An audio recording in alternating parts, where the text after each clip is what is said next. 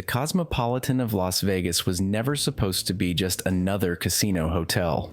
When it opened in 2010, it was instantly different from everything around it. It didn't rely on old-school theming or over-the-top spectacle. Instead, it sold attitude. Balconies overlooking the Strip, edgy design, nightlife that felt organic instead of manufactured, restaurants that people actually talked about, and a crowd that skewed younger, cooler, and louder than the rest of Vegas. For years, if someone said they were staying at the Cosmopolitan, it meant something. It meant taste. It meant energy. It meant you understood modern Vegas. But in 2025, there's a growing sense that something has shifted, not dramatically, not overnight, but quietly enough that regulars, employees, and longtime Vegas visitors are starting to ask an uncomfortable question. Is the Cosmopolitan finally slipping? The first sign isn't visible in glossy photos or Instagram posts. It's felt in the experience. Guests still walk in expecting the same effortless cool the Cosmo built its reputation on. But what they're increasingly getting is friction. Longer check-in lines, slower service at bars that used to feel electric, rooms that still look stylish but are clearly aging around the edges.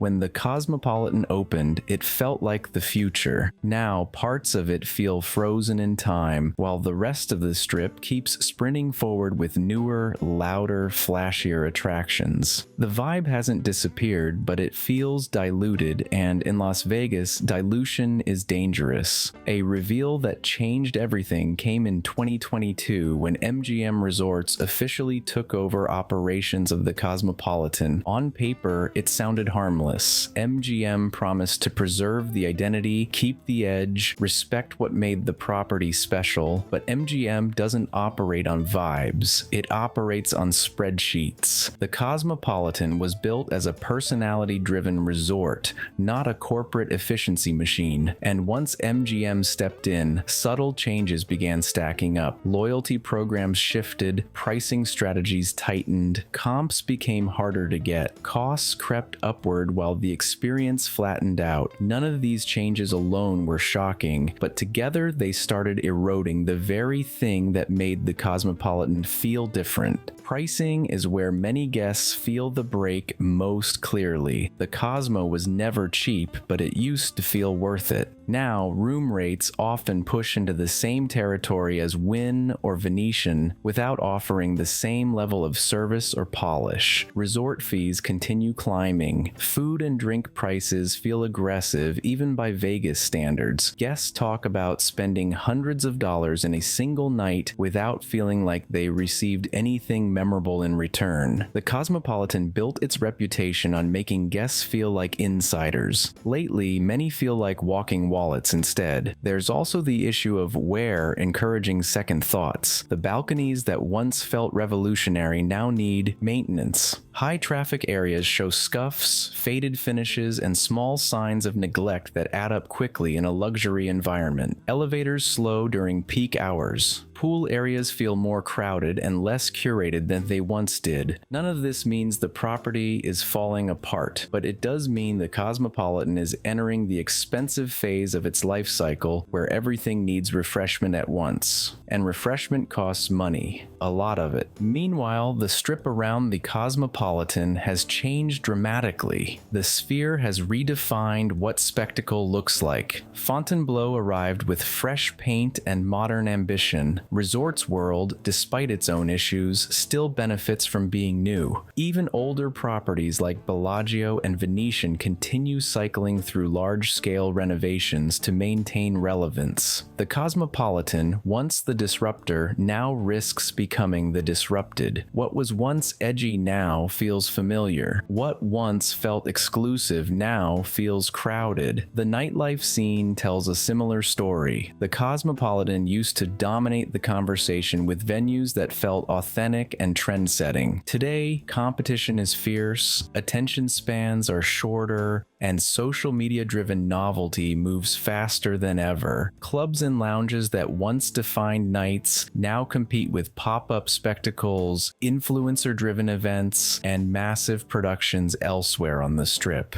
The Cosmo still attracts crowds, but the cultural ownership it once had is slipping away. There's also a deeper structural challenge tied to its business model. The Cosmopolitan was designed to thrive on discretionary spending from younger, experience-driven tourists. But those same tourists are now under financial pressure. Inflation, travel fatigue, and rising Vegas costs have changed behavior. Guests are more selective. They're quicker to feel resentment when prices spike without payoff. And when the emotional return on spending drops, loyalty disappears fast. Employees feel the tension too. As corporate controls tighten, encouraging efficiency over expression, morale can suffer. Staff who once took pride in the Cosmopolitan's personality now describe a more rigid environment, one where creativity takes a back seat to policy. In a resort that sells vibe as much as product,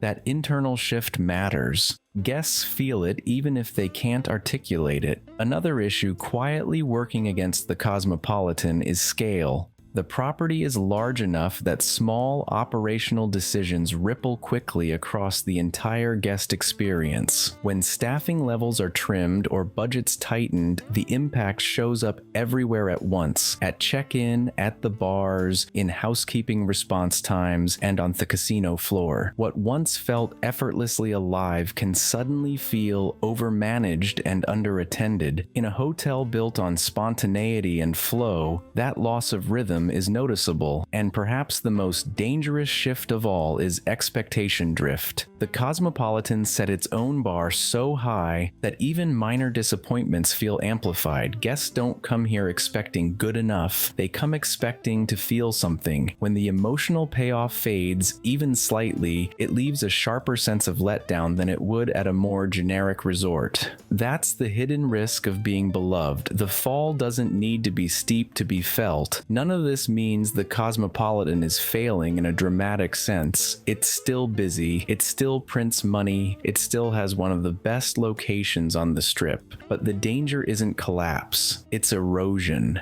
The Cosmopolitan's greatest asset was never just its building or its restaurants or its views, it was how it made people feel. And once that feeling starts to fade, no amount of branding can bring it back easily. The real question isn't whether the Cosmopolitan can survive. It can. The question is whether it can remain special under a corporate model that prioritizes predictability over personality. Vegas is full of beautiful, profitable resorts that nobody feels emotionally attached to. The Cosmopolitan was different because people cared. If that connection weakens, the hotel doesn't die overnight. It simply becomes another stop on the Strip instead of a destination. And in Las Vegas, being just another option is the beginning of the end.